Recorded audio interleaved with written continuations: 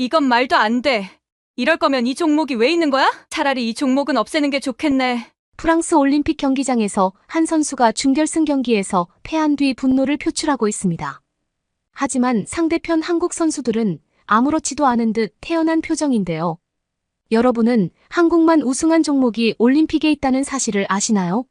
바로 양궁 여자 단체전인데요. 1988년 단체전 종목이 생긴 이후 10개의 금메달은 모두 한국의 몫이었습니다. 오늘 소개해드릴 사연은 한국의 양궁 기술을 훔쳐가기 위해 한국행을 택했다는 타이완 여성의 사연입니다. 그녀는 한국의 훈련 방식을 보고 자신이 사기를 당한 줄 알고 눈물을 흘렸다고 하는데요. 과연 그녀에게는 무슨 일이 있었던 걸까요? 감동시작 애청자 여러분, 영상 시작 전 좋아요와 불우이웃을 위해 끝까지 시청 부탁드립니다. 안녕하세요. 타이완에서 온 주희징이라고 합니다. 저는 타이완에서 양궁 국가대표 선수로 활동하고 있습니다. 제가 어렸을 적 삼촌이 취미로 석궁을 쏘곤 했는데 그 모습을 본 뒤로 전 활쏘기에 푹 빠져버렸죠. 그때부터 국가대표 양궁 선수의 꿈을 가졌고 열심히 노력해서 국가를 대표하는 선수가 될 수 있었습니다. 타이완에서 양궁이란 스포츠가 엄청난 인기를 끌고 있는 종목은 아니지만 역사적으로 활쏘기와 깊이 관련이 있는 나라이기 때문에 많은 사람들이 관심을 주고 있어요. 지역마다 중소규모의 양궁 대회를 유치하고 있고 가오슝 양궁 오픈처럼 국제적인 대회도 개최하고 있죠. 이번 프랑스 파리 올림픽 메달을 조국에 안겨준다는 생각으로 열심히 훈련에 매진하고 있습니다. 그런데 최근 저는 양궁 선수로서 다소 충격적인 경험을 하게 됐어요. 그건 바로 타이베이 지역에서 열리는 지역 선수권 대회에 참가했다가 시작된 일이었는데요. 제 선수 생활의 중요한 순간이 되었던 그 경험을 이곳에다 공개하려고 합니다. 플레미시 양궁 대회는 실력 있는 선수들이 각지에서 모여 자웅을 겨루는 대회입니다. 이곳에서 우수한 성적을 거둔 선수들은 조국을 대표하거나 국제 무대에서 활약할 가능성이 높았죠. 저는 그 대회에 상위권 진입을 목표로 열심히 훈련을 했고 드디어 대회에 4강까지 올라갔어요. 컨디션도 좋았고 날씨도 훌륭했어요. 이대로 한 선수만 더 꺾으면 메달을 목에 걸 수 있는 순간이었습니다. 저와 4강전에서 맞붙은 선수는 한국 출신 선수였는데 그녀는 한국에서 타이완으로 유학을 온 학생이라고 하더군요. 그녀는 한국에서 고등학생 때까지 선수로 활동을 하다가 은퇴를 했고 타이완에서 음악을 공부하고 있다는 겁니다. 그러다 양궁 대회가 열린다는 사실을 알고 가벼운 마음으로 대회에 참가했다는 거예요. 사실 전 조금은 방심한 마음을 가지고 있었죠. 한국 양궁 선수들이 우수하다는 건 알고 있지만 그녀는 은퇴한 지 몇 년이 지난 선수였기 때문입니다. 그저 옛 추억을 떠올리기 위해 활을 잡은 거라고 생각했어요. 그런데 막상 라운드를 시작하고 보니까 만만한 실력이 아닌 겁니다. 우린 세트를 거듭하는 동안 엎치락 뒤치락 팽팽한 접전을 펼쳤어요. 결국 마지막 슛 오프까지 가게 됐지만 제가 무릎을 꿇고 말았죠. 제가 패배했다는 걸 인정해야 하는 순간. 전 너무나 화가 났어요. 어떻게 은퇴한 선수에게 패배할 수 있는지 이해가 되지 않았죠. 동료들은 제가 못한 게 아니라 저 한국 선수가 너무 잘했다며 절 위로해줬지만 제겐 조금의 위안도 되지 못했습니다. 전 불행하게도 그 대회를 마친 후 깊은 슬럼프에 빠졌습니다. 은퇴한 유학생에게 졌다는 게 너무나 분했고 도대체 한국 선수들은 어떻게 생겨먹었길래 은퇴한 선수의 실력이 그 정도 수준을 유지할 수 있는 건지 궁금했어요. 그런데 바로 그쯤 저희 팀 감독님이 한국 양궁 감독님과 친분이 있다는 사실을 알게 됐죠.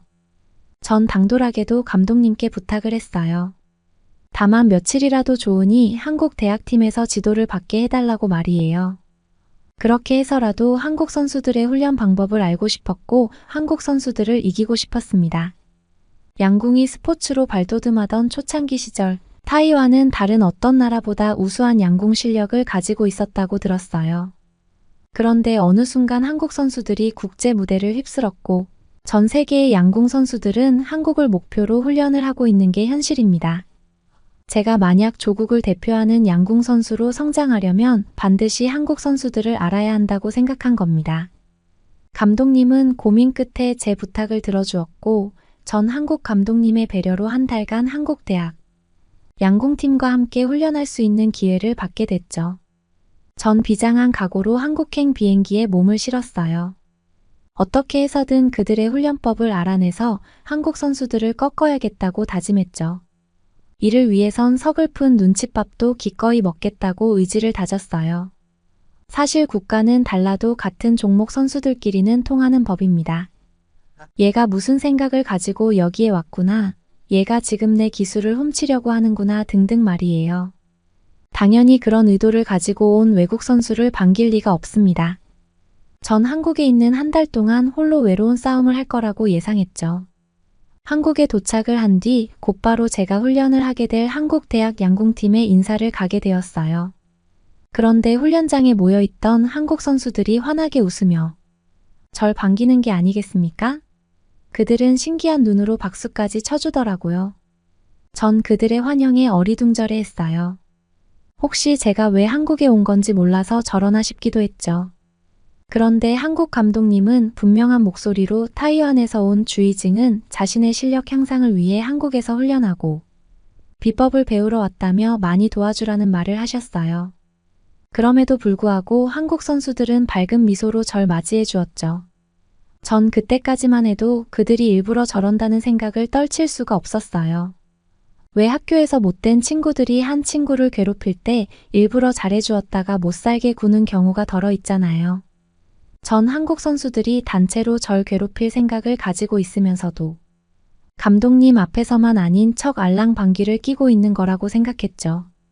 그렇게 첫날은 경계심을 풀지 않은 채 보내게 되었고 이튿날 본격적인 훈련을 하게 됐어요. 그런데 아침 일찍 시작된 훈련이 제 예상과는 많이 다른 게 아니겠어요? 전혀 생각하지 못한 비밀 훈련부터 시작할 줄 알았는데 갑자기 학교 뒷산을 뛰기 시작하는 겁니다. 전 엉겁결에 그들과 함께 산행을 하기 시작했고 이내 숨이 턱까지 차올라서 헐떡거리고 있었죠. 아무리 야트막한 뒷산이라지만 빠른 속도로 뛰기 시작하면 쉽게 지치기 마련이에요. 하지만 한국 선수들은 그게 익숙한 듯 별로 힘들이지 않고 산을 오르더라고요. 그 산등성이를 쉬지 않고 3바퀴나 뛰었으니 쓰러지지 않은 게 기적이었죠. 저는 땀을 뻘뻘 흘리면서 크게 실망했습니다. 드디어 올 게 왔다는 생각이 들더라고요. 이들은 타이완에서 온 저를 의도적으로 괴롭히기 위해 일부러 산을 뛰는 거라고 생각했어요. 양궁 선수는 체력적인 부분이 다른 종목에 비해 크지 않은데 아침부터 힘을 다 빼놓는 훈련을 한다는 건 말이 되지 않았습니다. 너무 지쳤기 때문에 오히려 제대로 된 훈련에 방해가 될 것 같았어요. 하지만 다른 나라 훈련장에서 첫날부터 불만을 터뜨릴 수가 없어서 잠자코 입을 다물고 있었죠. 그런데 체력 훈련을 마친 후 한국 선수들과 모인 미팅실에선 더 기가 막힌 일이 벌어졌죠. 그곳에선 찻주전자를 앞에 놓고 차를 만들고 따르는 연습을 하는 게 아니겠습니까? 전 한국 선수 중 하나에게 지금 이 상황이 어떤 상황이냐고 물었어요. 왜 갑자기 물을 끓이고 차를 만드냐고 말이에요. 그러자 그 한국 선수가 이 훈련도 매일 하는 루틴이라면서 정신을 집중하는 데 도움이 된다는 겁니다. 그 말을 듣는 순간 전 완벽히 알 수 있었어요. 한국 선수들과 코치들은 제게 티끌만한 기술을 가르쳐 줄 생각이 없다는 사실을 말이에요. 그저 겉으로만 환영하는 척을 하는 것뿐이고 진짜 속내는 엉뚱한 짓만 하며 골려먹다가 타이완으로 보낼 생각이었던 거죠. 거기까지 생각이 미치자 갑자기 콧날이 시큰해지며 눈물이 핑 돌더라고요. 한국에 가면 어느 정도 텃세는 있을 거라고 생각했는데 이렇게 노골적으로 나올 줄은 몰랐어요. 그래도 같은 선수니까 진심으로 다가가면 조금이라도 도움을 줄 거라고 생각했거든요. 감정을 참지 못한 제가 눈물을 흘리니까 놀란 한국 선수들이 제게 우르르 몰려와 무슨 일이냐고 묻는 겁니다. 끝까지 울지 않으려고 했지만 한 번 터진 눈물은 멈추지를 않더라고요. 아마 그때 여러 가지 감정이 뒤섞였던 것 같아요. 좋은 선수가 되고 싶다는 열망과 타국에서 겪은 외로움과 서러움이 제 감정을 자극했던 거죠. 겨우 감정을 추스르고 난 뒤 전 그들에게 솔직히 말했어요. 아무리 내가 외국 사람이지만 바보는 아니라며. 양궁 훈련 중에 뜨거운 차를 타 마시는 훈련이 어딨냐고 말이에요. 그렇게 바보 취급을 할 거면 차라리 훈련 스킬을 가르쳐주고 싶지 않다고 말하라고 했죠. 그러자 한국 선수들이 깔깔 웃음을 터뜨리더군요. 그러면서 하는 말이 아침에 일어나서 아침 러닝이나 산악 구보를 하고 아침 식사를 하기 전 차를 우리고 타는 건 자신들이 오랫동안 해온 훈련 루틴이 맞다는 겁니다. 결코 저를 괴롭히기 위해서 꾸며낸 행동이 아니라는 거였죠. 그럼에도 제가 믿지 못하자 한국 코치 선생님들이 너 하나를 속이려고 이 많은 인원들이 헛심을 쓸 것 같냐며 실웃음을 터뜨리시더라고요. 그리고 양궁에선 체력 훈련이 기본 바탕이며 멘탈 훈련은 필수라면서 이런 기본적인 훈련이 받쳐줘야 기술적인 훈련을 할 수 있다고 말씀하시더라고요. 그리고 한국 선수들이 핸드폰에 담겨 있는 훈련 사진을 보여주고 나서야 그들이 거짓말을 하는 게 아니라는 걸 알 수 있었습니다. 한국 선수들이 매일같이 이런 훈련을 반복한다는 것에 깜짝 놀랄 수밖에 없었어요. 그리고 활만 잘 쏘면 된다는 제 생각이 얼마나 잘못됐는지도 더불어 깨달을 수 있었죠. 활을 잘 쏘기 위해선 집중력을 유지해야 하고 그 집중력을 유지하기 위해선 체력이 바탕이 돼야 한다는 상식을 망각하고 있었던 겁니다. 그렇게 한바탕 소동이 끝난 후 아침 식사를 했고 잠깐의 휴식 후에 오전 훈련에 들어가게 됐죠. 그리고 전 한국 선수들이 얼마나 많은 훈련량을 소화하고 있는지 뼈저리게 느낄 수 있었습니다. 장비 점검부터 시작된 훈련은 거리별 슈팅 연습과 자세 훈련, 기초 전문 체력 보강 훈련, 그리고 리그전 기록 등의 실전 대비 훈련까지 강도 높은 훈련으로 구성돼 있었어요. 예정된 스케줄이 끝날 때까지 정말 훈련이 쉴 틈 없이 이어지더라고요.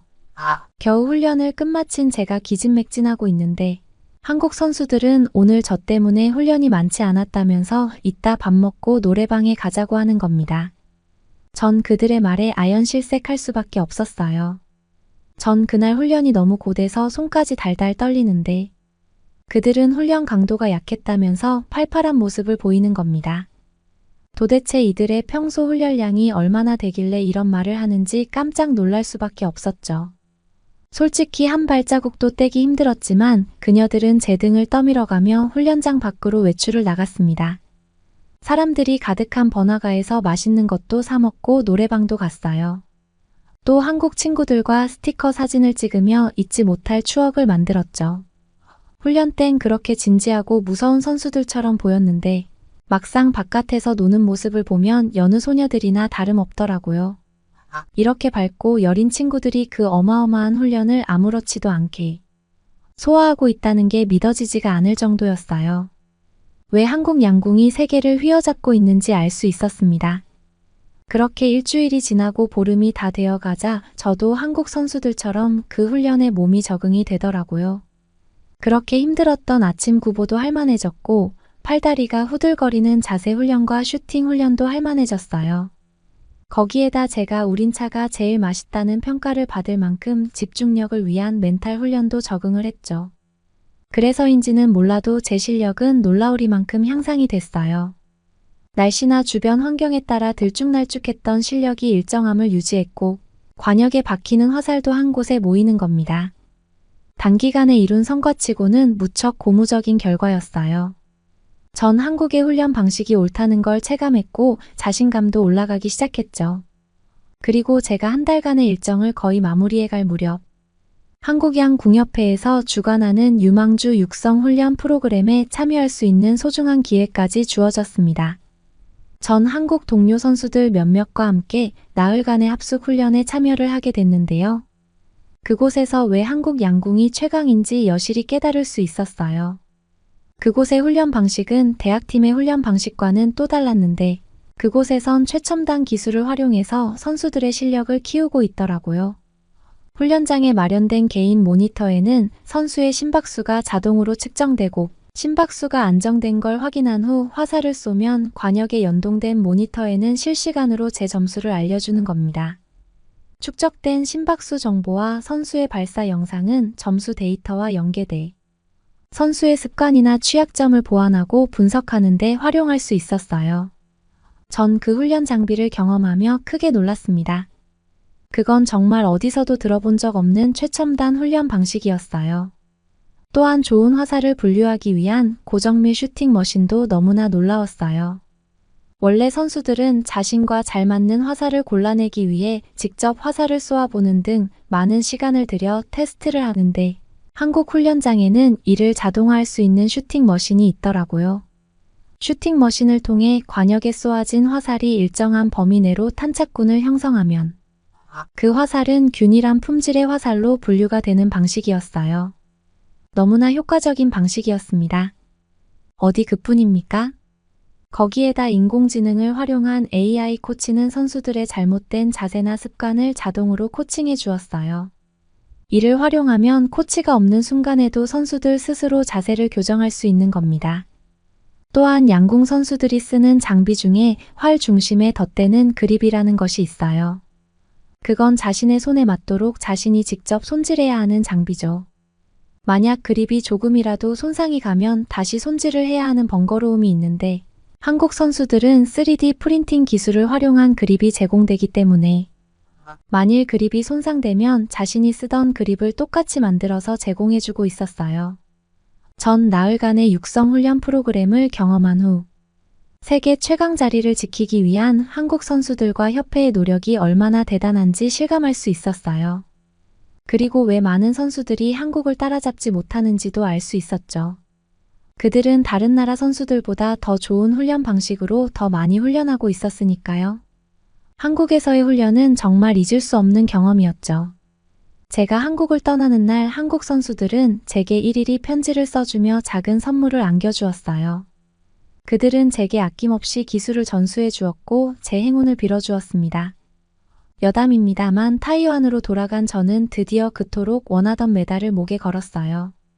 그런 결과를 낸 건 한 달간의 한국 훈련이 절대적이었다는 것을 확신합니다. 그리고 이번 파리 올림픽 16강전에서 한국 선수들과부터 패했지만 저도 언젠가 한국 선수들을 이길 수 있도록 최선의 노력을 다하겠습니다. 이 기회를 빌어서 같은 선수로서 저를 16강에서 이긴 한국 선수들에게 존경의 박수를 보냅니다. 혹시 프랑스 올림픽이 끝나면 한국에 가서 양궁을 더 배워오는 건 어떨지 댓글로 알려주세요. 그러면 다음 사연으로 넘어가겠습니다. 어떤 한 일본 여자가 숭례문에 서서 넋이 나간 채 멍하니 서 있습니다. 도로를 쳐다보며 입이 다물어지지 않은 채로 놀래서 한 곳을 응시하며 보고 있는데요. 주변 사람들을 신경 쓰지 않고 무언가에 홀린 듯이 연신 카메라 셔터를 누르는 모습까지 보여줍니다. 이 여성은 무엇을 보고 있기에 이토록 놀란 모습을 하고 있는지 함께 보러 가실까요? 안녕하세요. 저는 후쿠오카에서 활동 중인 기자로 분코 가나자와입니다. 후쿠오카 여자대학교에서 신문방송학을 전공했고 졸업 후 10년 넘게 유력 일간지 기자로 활약했죠. 정치, 경제, 사회, 문화 등 다양한 분야를 넘나들며 심층 기획 기사를 써왔습니다. 지금은 프리랜서로 전향해 시사주간지와 월간지, 온라인 매체 등의 칼럼을 연재하며 한일관계, 동북아 정세 등을 비롯한 다양한 이슈를 다루고 있어요. 최근 한 보수 성향 매체로부터 흥미로운 제안을 받았습니다.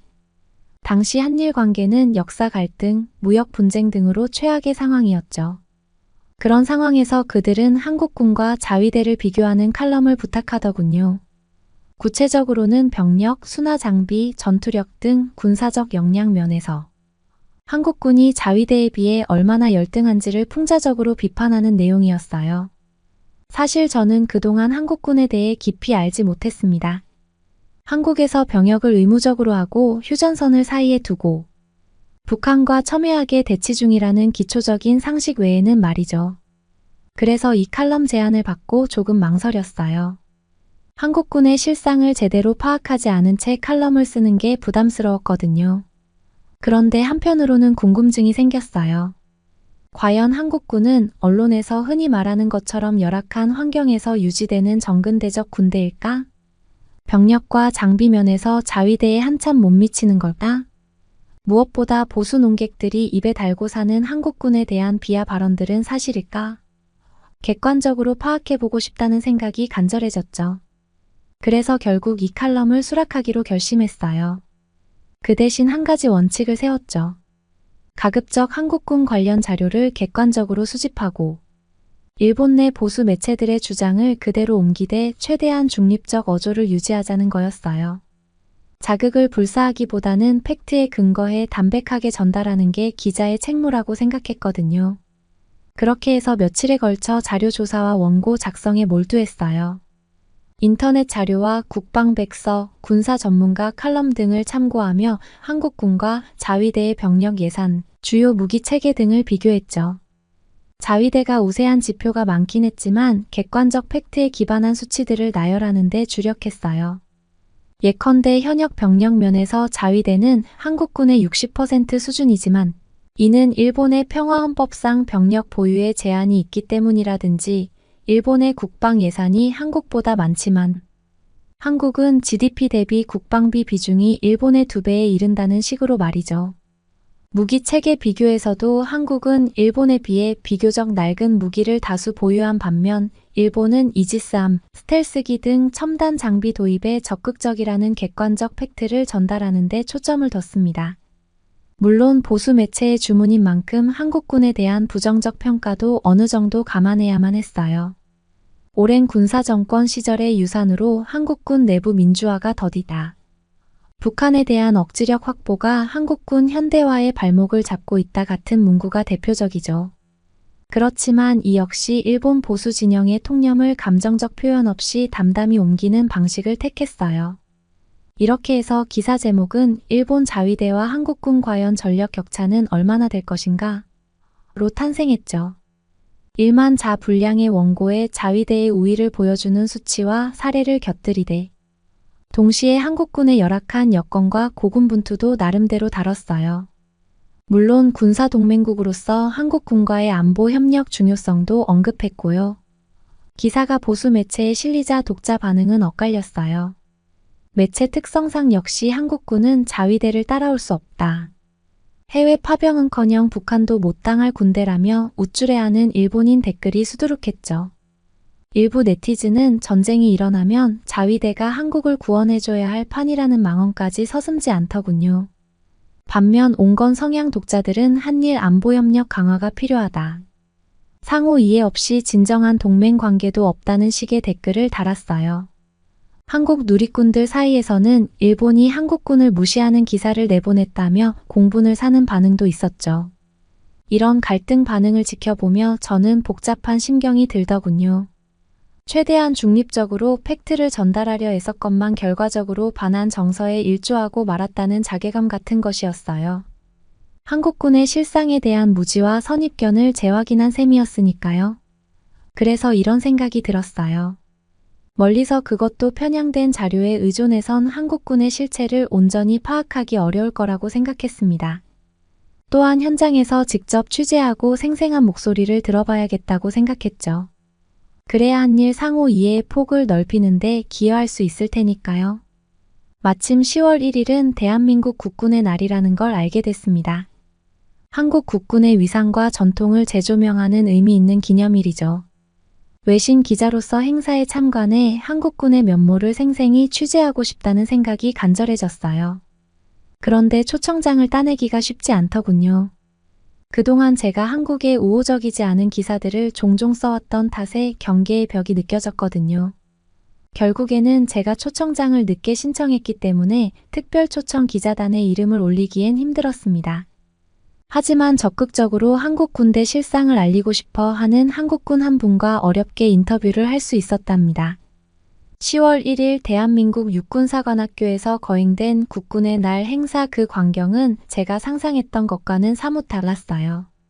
지금까지 자위대가 최고라고 생각했는데 숭례문 앞에서 한국 군인의 시가 행진 모습을 보는데 저도 모르게 웅장해지더라고요. 그리고 건각의 젊은 사관생도들은 패기와 기계로 충만해 보였죠. 무엇보다 행사장 곳곳에서 만난 장병들은 자부심과 명예심 그리고 확고한 군인 정신으로 무장한 모습이었습니다. 행사를 마친 후 한국군 인터뷰가 시작되었는데 저는 인터뷰를 하고 반성을 할 수밖에 없었습니다. 편협한 사고로 글을 쓰지 않으려고 노력했는데 한국군에 대해서 몰라도 너무 몰랐었던 거죠. 제게 인터뷰를 승낙한 한국 군인은 천천히 그리고 또박또박 한국군이 얼마나 대단한지 설명을 해주었습니다. 최신의 전차, 신형 자주포 등 현대식 무기의 위용도 상당하다는 것을 더불어 한국이 자체 기술로 개발한 전략 자산들이라는 설명에 한국의 힘이 얼마큼인지 실감케 되더군요. 그리고 첨단 군사력 건설에 대한 부분도 자세히 설명해 주었습니다. 미래전에 대비해 무인체계, 인공지능, 사이버 능력 등을 대폭 강화하고 있다더군요. 드론봇 전투단 창설, AI 기반 지휘통제 체계 도입 등 놀라운 발전을 소개해 주었었죠. 또한 주기적인 한미연합훈련을 진행하고 있고, 저는 당연하게도 자위대가 한국군보다 군사력이 높은 순위를 차지할 것이라고 생각했는데 한국은 세계 5위를 차지하고 있고, 일본은 이미 순위를 넘겨준 지 오래라고 하더라고요. 그의 설명들을 계속 듣자 하니, 한국은 나라를 위해 헌신하는 장병들과 이를 뒷받침하는 국방과학 기술을 목도하는 순간이었습니다. 체력, 지력, 덕성을 고루 갖춘 리더로 성장하겠다는 열정, 전우를 위해 기꺼이 헌신하겠다는 군인 정신, 자유와 평화, 인권을 수호하겠다는 사명감. 그것이 바로 한국군의 근간을 이루는 정신적 가치라는 것을 깨달았습니다. 평화롭고 정의로운 세상을 만드는 일에 앞장서겠다는 그들의 포부에 깊은 감명을 받았어요. 군에 대한 사회적 존경과 신뢰도 상당해 보였고요. 그런 신뢰의 토대 위에서 한국군은 시민과 함께하는 군대를 지향하고 있었죠. 이는 일본에서 자위대가 최고였던 것이 아니었구나 하고 깨닫게 되는 시점이었습니다. 국군의 날 취재는 저에게 새로운 깨달음의 계기가 되었어요. 한미 양국이 서로에 대한 몰이해에서 비롯된 편견에 사로잡혀 있었구나 하는 자각 말이에요. 저 또한 객관성을 상실한 채 한국군의 이미지를 왜곡하는데 일조했던 건 아닌지 돌아보게 되더군요. 그래서 마음먹었습니다. 이번 계기를 살려 선입견 없는 시각으로 한국군의 실체에 접근해 보자고요. 그들의 헌신과 노력, 평화의 염원을 일본 독자들에게 가감없이 전달하자고, 그것이 한일 간 오해의 골을 메우고 오후의 다리를 놓는데 기여하리라 믿었거든요. 그렇게 다시 1만 자에 달하는 기획기사를 탄생시켰죠. 제목은 평화를 꿈꾸는 강군, 대한민국 국군을 가다였어요. 양국 관계 개선의 미래를 염원하며 정성스레 지필에 몰두했습니다. 한국군이 자유와 평화, 인권을 수호하기 위해 어떤 노력을 기울이는지, 국민의 신뢰 속에 정예화된 섬진강군을 표방하며 어떻게 거듭나고 있는지를 조명하는 내용이었죠. 기획 기사에 대한 반응은 제 예상을 훌쩍 뛰어넘었어요. 통찰력 있는 기사였다. 그동안 우리가 몰랐던 한국군의 참모습을 알게 됐다는 호평이 줄을 이었죠.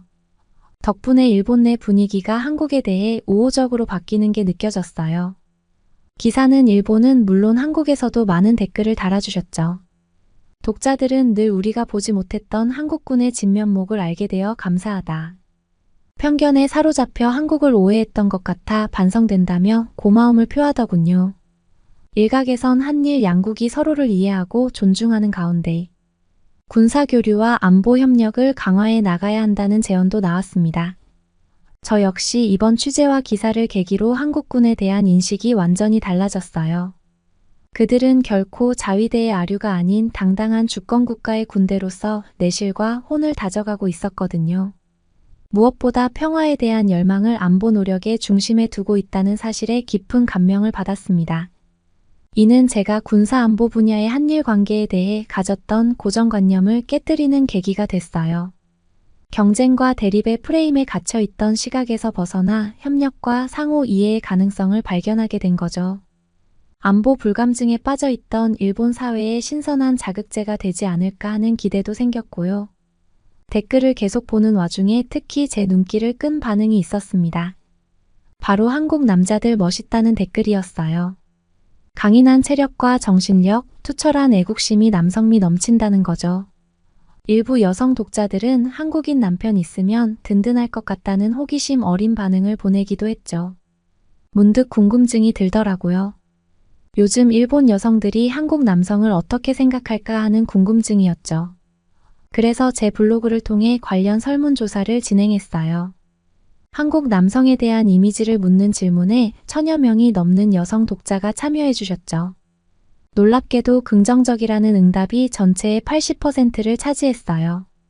근거로는 강인하고 듬직해 보인다, 무뚝뚝한 매력이 있다 등을 꼽았죠. 이어 한국에서 남편감을 찾고 싶다는 의견이 절반을 넘더군요. 순간 깜짝 놀랐습니다. 제가 미처 알지 못했던 일본 여성들의 마음을 엿본 것 같았거든요. 여성 잡지 몇 곳에서 연락이 왔는데 기사 제안이었죠. 요즘 일본 여성이 선호하는 결혼 상대국 1위가 한국이라는 제목이었어요. 설문조사 결과가 화제를 모았던 만큼 심층 취재 차원에서 다뤄보면 어떻겠냐는 거였죠. 덕분에 열흘에 걸쳐 후속 기사를 준비했어요.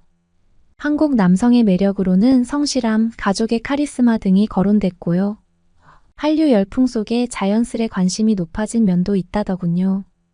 군 복무를 통한 남성적 면모도 빼놓을 수 없는 요인으로 꼽혔죠. 제 기사가 일본 언론의 스포트라이트를 받으면서 뜻밖의 인터뷰 제안까지 들어왔어요. 미야자키 씨 유명 방송인이자 한국통으로 알려진 분이었죠. 미야자키 씨 역시 한국 남성에 대한 일본 여성들의 호감도 상승에 관심이 컸나 봐요. 저와의 인터뷰에서 독자들의 궁금증을 속 시원히 풀어주겠다 하시더군요. 촬영 당일 미야자키 씨의 첫마디에 깜짝 놀랐어요. 제 남편도 한국인 남성이랍니다. 에너지 넘치고 센스 있는 매력에 홀딱 반해 국제 결혼했죠.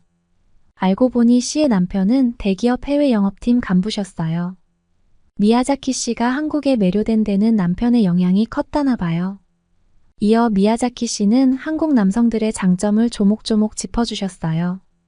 예의 바른 태도, 세심한 배려심, 끈기와 책임감, 그리고 야무진 성격까지 이런 매력에 빠질 일본 여성들이 많아진 건 자연스러운 흐름 같아요.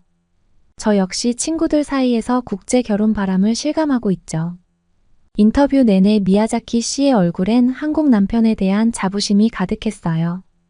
한일 부부로 살면서 문화 차이를 존중하는 법을 배웠고 그것이 행복의 비결이 됐다 하더군요. 강한 유대감으로 뭉친 한국 가족 문화의 매력도 언급했고요. 앞으로 한일 커플이 더욱 늘어날 거예요. 국경을 넘는 사랑의 힘을 믿습니다. 미야자키 씨의 입에서 이런 말이 나올 때마다 제 심장이 두근거렸어요. 그동안 일본 사회에 깔려있던 한국 남성상과는 너무나 달랐거든요. 편견 속에 감춰졌던 한국 남성들의 참모습, 그것을 우리가 외면해온 건 아닐까요? 제 기사가 이런 벽을 허무는데 일조했다면 더할 나위 없겠죠. 인터뷰 영상은 100만 뷰를 훌쩍 넘기며 화제를 모았어요. 미야자키 씨의 시원시원한 입담이 시청자들의 공감을 자아냈나 봐요. 덕분에 일본 사회에서 한국 남성에 대한 인식이 더욱 개선되는 분위기랍니다. 과거에는 냉담했던 시선들이 따뜻하게 바뀌어가고 있다는 것을 좀 더 많이 느낄 수 있었습니다.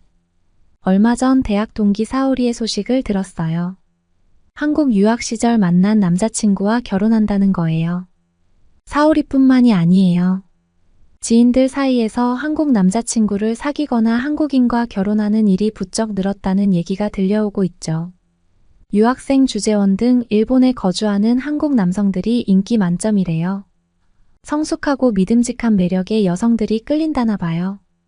변화의 바람은 각종 통계로도 확인되고 있어요. 작년 한 해 동안 한일 국제결혼 건수가 20% 넘게 증가했다더군요. 최근 5년 사이엔 2배 이상 늘었고요. 참 감격스러운 일이죠. 한일 젊은이들이 사랑으로 하나 되어 새로운 역사를 써내려가고 있으니까요. 일련의 변화 속에 저에게도 뜻밖의 행운이 찾아왔어요. 만남의 기회가 생긴 거죠. 그것도 다름 아닌 한국 남성과의 역사적인 순간이었죠. 정확히 말하면 주한 일본 대사관 행사장에서 우연히 마주친 한국 외교관이에요. 이름은 박철수 씨. 제 나이 또래의 청년이었죠. 첫인상부터 강렬했어요. 훤칠한 키에 근사한 용모, 그 어디에도 흠잡을 데 없는 태도까지 우리는 금세 의기투합했죠. 서로의 기사 얘기로 꽃을 피우다 보니 한일 관계에 대한 열정이 통하더군요. 저녁 내내 미래지향적 비전을 그려낸 건 덤이었고요. 어느 날 철수 씨는 저에게 함께 점심을 먹는 것이 어떻냐고 물었죠. 그렇게 마음에 두고 있던 상대에게 데이트 신청을 받게 될 줄이야 떨리는 목소리로 좋아요라고 대답했던 순간이 지금도 선명하네요. 다음 날의 점심 식사는 꿈만 같았어요. 철수 씨가 정성껏 고른 한 식당에서 맛본 음식들, 서로에 대해 나눔 깊은 얘기들, 무엇보다 함께 있으면 마음이 편안해지는 걸 느꼈죠. 한국에서 장교로 군 복무를 마친 철수 씨의 이야기도 인상 깊었어요. 아무래도 한국군에 대해서는 저도 어느 정도 알고 있다 보니 철수 씨의 이야기가 너무 재미있더라고요. 군에서 리더십의 진수를 배웠죠. 배려와 솔선수범의 자세로 부대원들을 이끌어 나가는 법 말이에요. 고된 훈련 속에서도 전해로 뭉쳐 위기를 이겨냈던 경험은 외교관으로서도 큰 자산이 되고 있답니다. 예비역 장교로서의 철수 씨 그의 말 한마디 한마디가 묵직하게 가슴에 와닿았어요. 진중하면서도 따뜻한 눈빛에선 굳건한 신념이 비쳤고요. 전역 후에도 그렇게 국가에 헌신하는 자세 멋지다는 생각이 절로 들더군요. 그래서 지금 저희는 어떻게 되었냐고요. 서로 사랑한 지 1년이 넘어가고 있네요. 제게 있는 편견을 허물어준 한국 너무 감사드려요. 덕분에 다시 못 만날 사람을 만나서 행복하게 지내고 있습니다. 혹시 주변에 일본 여자를 소개시켜줄 남자를 알고 계시면 댓글로 알려주세요. 그러면 다음 사연으로 넘어가겠습니다. 여성은 아버지에게 제 결혼식에 꼭 와주셔야 하고 손자 손녀가 태어나는 모습도 봐주셔야 해요라고 말합니다. 아버지는 눈물을 흘리면서 꼭 그렇게 하겠다고 합니다. 여성은 감사하다면서 아버지의 손을 꼭 잡습니다. 과연 이 여성에게는 어떤 일이 있었던 걸까요? 안녕하세요. 필리핀에서 온 엣지입니다. 지금은 한국에 살고 있고 한국 이름은 이선영입니다. 필리핀 사람인 제가 한국 이름을 가지고 있다는 것에 의문을 느끼시는 분들도 있을 것입니다. 그 이유는 한국인 부모님이 입양을 해주셨기 때문입니다. 그렇기 때문에 저는 한국 사람입니다. 처음 기억나는 것은 필리핀에서 우리 집은 무척 가난했고 저는 그런 집의 딸이었습니다. 그래도 부모님과 함께 행복하게 살았던 것 같습니다. 그렇지만 부모님이 교통사고를 당하셔서 돌아가시고선 저는 보육원으로 보내졌습니다.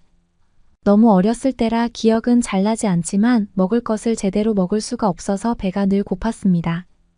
그날도 너무 배가 고픈 저는 보육원에서 몰래 빠져나와서 시장을 떠돌고 있었습니다. 그런데 시장에서 파는 따뜻한 연기가 나는 빵을 본 순간 저도 모르게 그걸 훔쳐서 달아났습니다.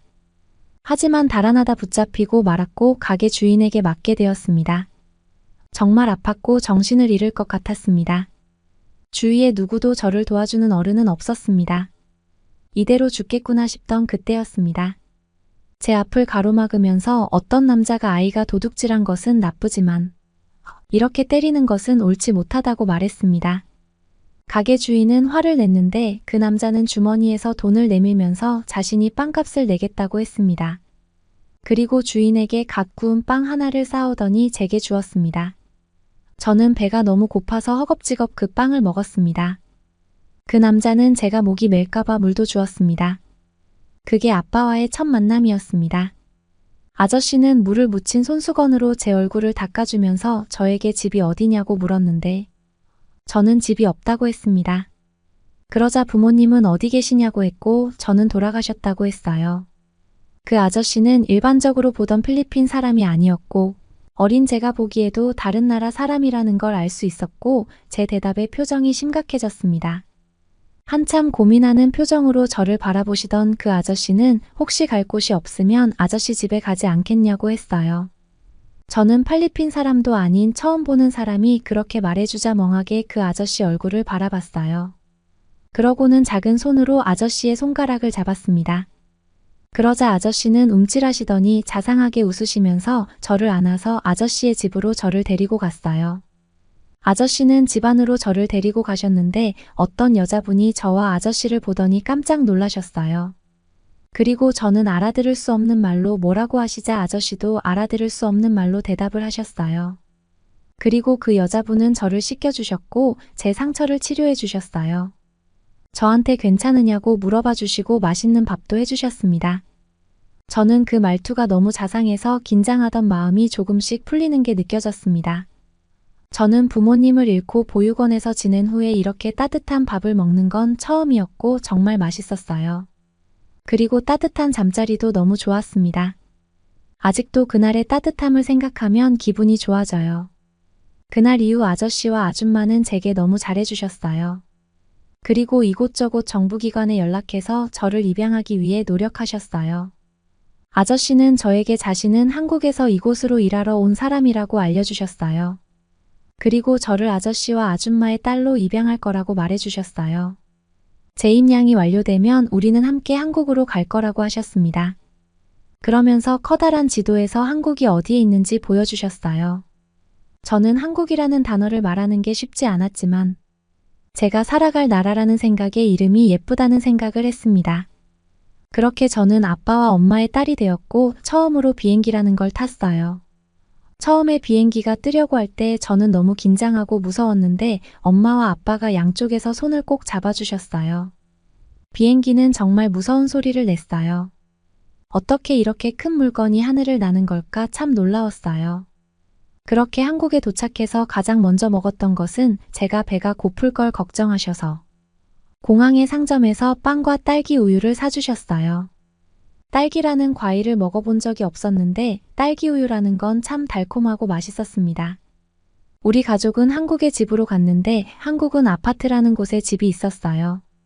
굉장히 높은 건물을 보면서 부모님이 저한테 저기가 우리 집이라고 말씀해 주셨을 때 그 높이를 보면서 사람이 저렇게 높은 곳에서도 살 수 있는 게 신기하다는 생각이 들었어요.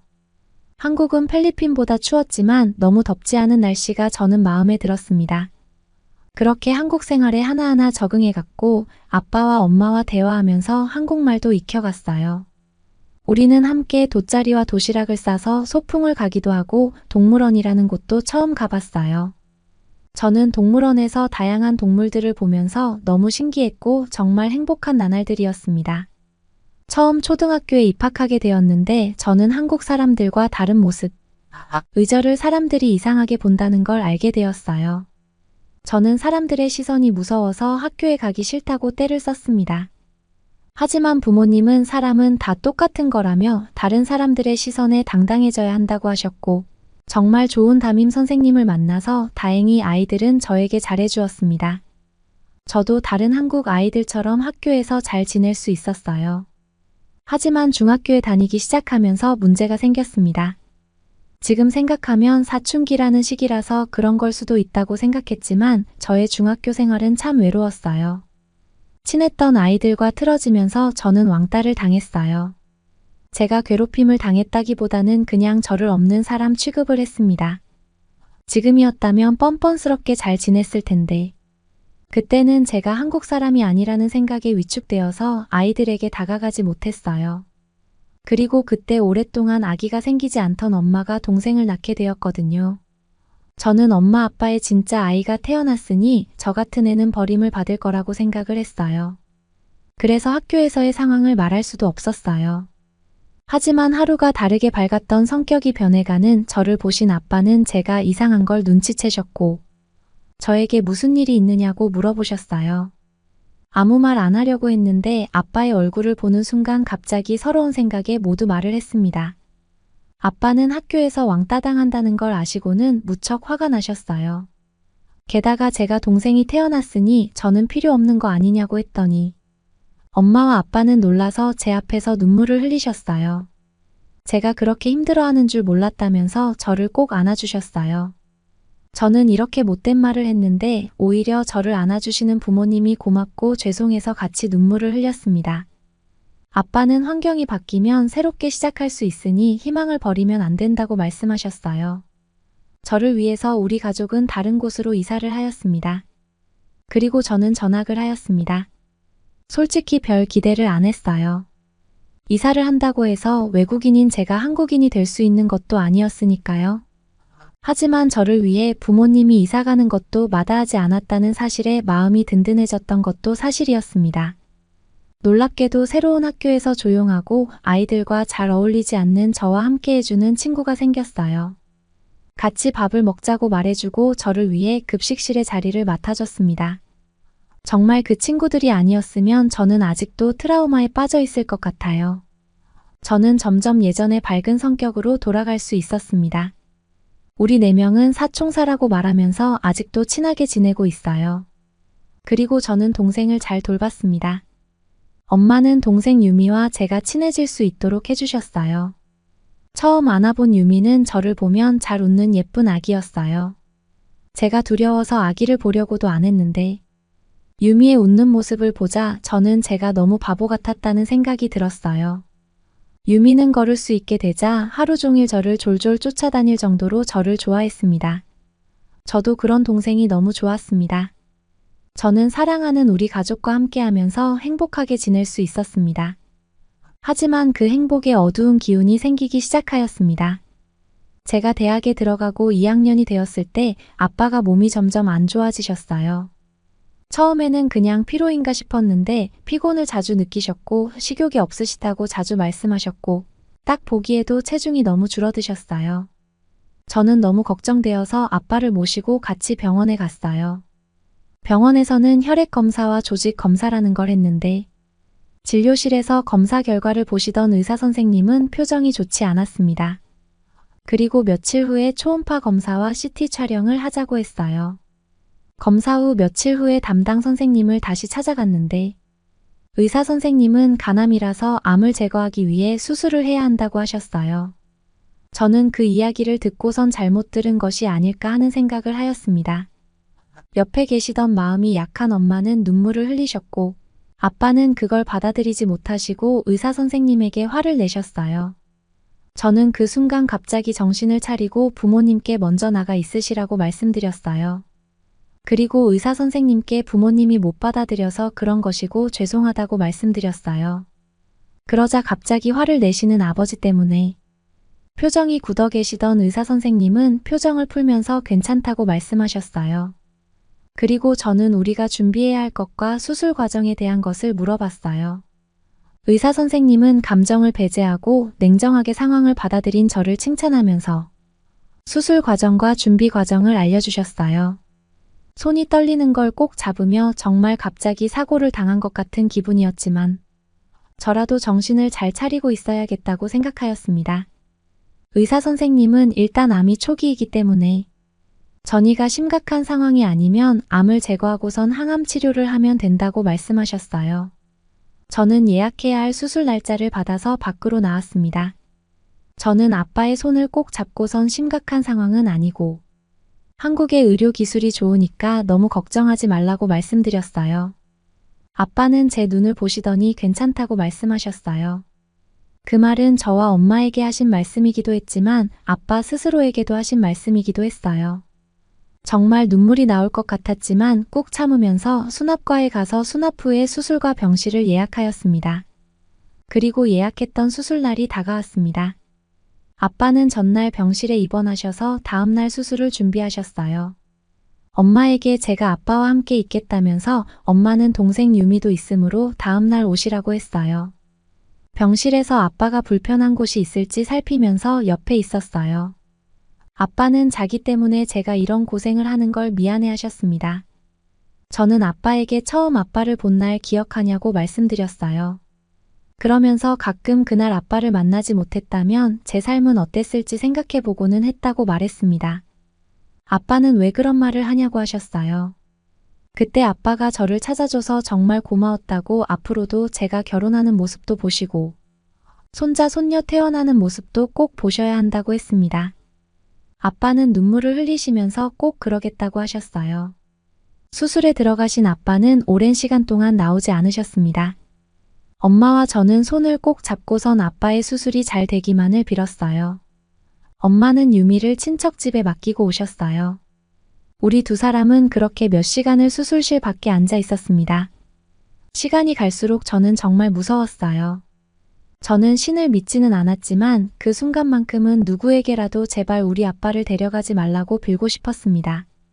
그리고 수술실에서 담당 선생님이 나오셨어요. 생각보다 암세포가 많이 퍼져 있었지만 다른 장기까지 전이되지는 않아서 다행히도 암세포를 대부분 제거할 수 있었다고 합니다. 그리고 항암 치료를 꾸준히 하면 나으실 수 있다는 말도 해주셨어요. 엄마와 저는 몇 번이고 선생님께 감사하다고 인사를 드렸어요.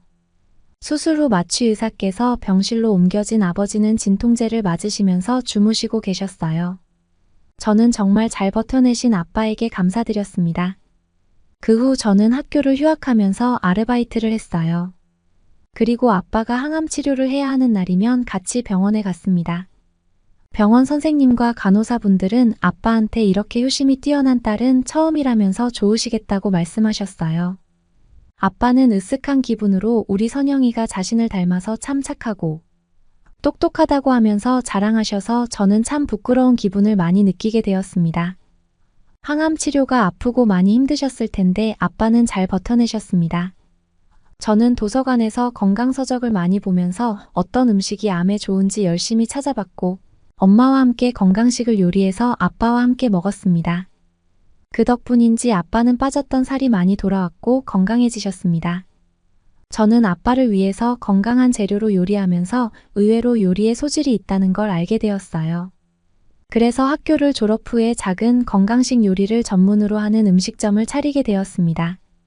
우리 아빠의 사연과 함께 건강에 관심이 많은 분들이 제 음식점을 많이 찾아주셨어요. 그 후에 마음씨 좋은 지금의 남편을 만났습니다. 제가 한국인의 모습을 하고 있지 않았는데도 그런 거는 아무 상관없다는 듯이 저를 사랑해주는 사람이었어요. 우리 부모님도 그런 남편을 굉장히 마음에 들어 하셨습니다. 유미는 우리가 결혼하기 전부터 형부라고 부르면서 잘 따랐어요. 약속대로 아빠는 건강한 모습으로 제 결혼식에서 저를 데리고 입장해 주셨습니다. 남편과 저는 제가 태어난 필리핀으로 신혼여행을 가게 되었어요. 멋진 휴양지에서 편하게 쉬다가 하루는 시장을 구경하였어요. 벌써 오랜 시간이 흘러서 많이 발전하였는데도 필리핀은 곳곳에 예전 모습을 가지고 있었습니다. 그러다가 제가 남편에게 어떤 곳을 가리켰어요? 오빠 여기야, 여기에서 내가 처음 아빠를 만났어라고 말했어요. 그랬더니 남편은 손을 올려서 제 눈가를 닦아줬습니다.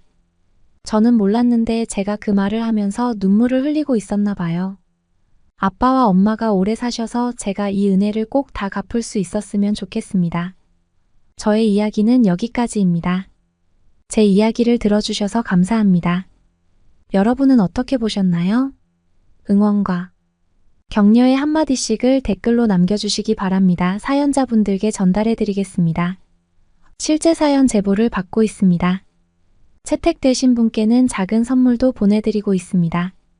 저희의 사연이 여러분의 하루에 작은 힘이 될 수 있었으면 좋겠습니다. 감동적인 사연을 주변 분들과 이야기 나눠보세요. 더욱더 좋은 영상으로 다시 찾아뵙겠습니다.